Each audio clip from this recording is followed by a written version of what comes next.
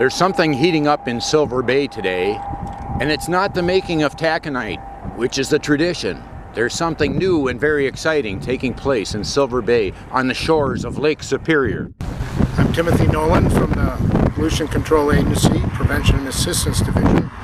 I work on sustainable industrial development, and I've been a technical expert helping the community adopt this eco-park.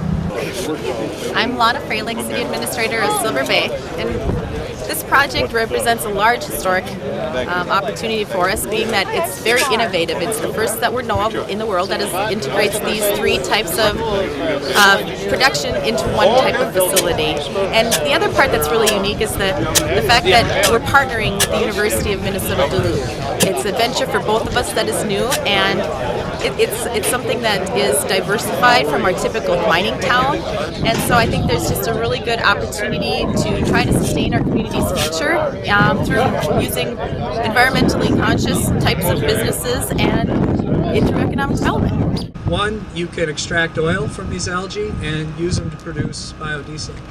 And what remains of the algae can then be fed back to the fish to kind of, in part, complete the loop. So the plants and the algae will take the nutrients out of the water, and that's their growth. And the algae will reoxygenate the water, and then it's introduced back to the fish, and it flows on and on through the cycle. And this overall project and the partnerships and everything you've heard so far, a lot of stuff's going to be going on simultaneously. One will be the day-to-day sort of operations of the system. But on top of those operations, there'll be a research program where lots of University of Minnesota researchers and others will be doing applied research in the system aimed at improving its efficiency, making it more economically viable, and just proving the concept, improving on the concept. And then in parallel to that will be an educational program. So there'll be all kinds of students from UMD and locally Silver Bay, the high school, the grade schools. There'll constantly be people flowing through, learning about what's going on in this system. I was really excited. One, for two reasons. Number one, this is a fascinating project, and I know how much it means to Silver Bay. And number two, it was very personal for me, because my father-in-law, Matt Banovitz, was president of Reserve Mining Company. And I respect my father-in-law greatly. Took some revolutionary changes in its mining operation, and today we have the same thing happening. Today we have also a partnership with the University of Minnesota Duluth and the City of Silver Bay and the community to do something revolutionary and to be a leader.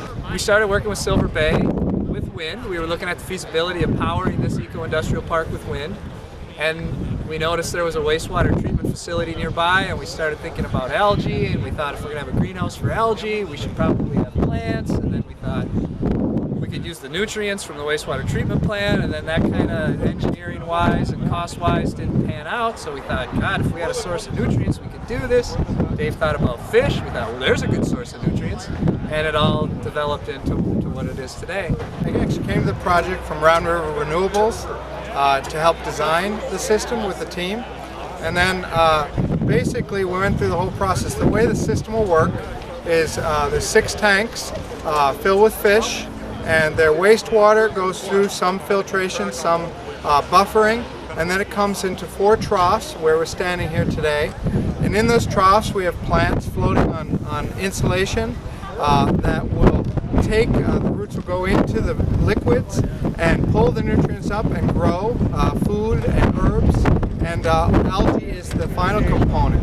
Algae will take on the nutrients and also do a better job of bringing oxygen into the system. The algae are integral in this part in terms of they provide both a feed for the fish and also a fuel, and the algae will play an important role on bringing a true cyclical non-waste complete recycling system.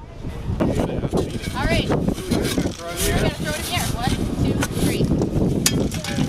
So this is a pretty incredible diversification. We don't know exactly where it's going to lead, what other kind of businesses might be able to create some synergy around this development and some kind of a cluster, but I think there's some great potential, and it's a great partnership, both state, federal, Iron Range Resources, the county, great partnership of a number of different governmental units that try something new here, and it's a pretty significant diversification. My name is Bruce Carmen. I'm the project coordinator of the Silver Bay Eco Park, and one of the most important aspects to the start of the construction of this project is a new chance for economic development away from traditional mining activities within Silver Bay that make use of natural resources that are locally available, and the ability to create synergy between industries and businesses, basically emphasizing that the waste from one business becomes the feedstock of another, thereby reducing waste and transportation costs, which increase the bottom line for the two participating businesses that are aligned together. The biggest aspect is to be able to use resources that are locally available and to completely use those resources, so that the ideology of the park, which is zero waste, zero emissions, is the thought processes behind design and development of businesses in the Silver Bay area. The project that we have going here, the trio of aquaculture, aquaponics, and algae growth, a self-sustaining system that has zero waste with beneficial products of fish, produce, algae oil, and algae to be used as animal feed are great examples of how you can develop businesses that produce no waste. There's something heating up in Silver Bay, and it's not taconite. You've heard from some of the key partners who are leading Silver Bay into the 21st century. They are building opportunities from a variety of local resources and regional partners. This network has harnessed the community's hope for a more diversified economy, and they are building a model for other communities interested in sustainable development. Today's groundbreaking event was the end of a 3-year learning process. We are moving together into Phase 2, which focuses on systems operations, research, and education. As Dr. Mayhew concluded, everyone will be learning here. We hope you will join us and add to the learning in Phase 2.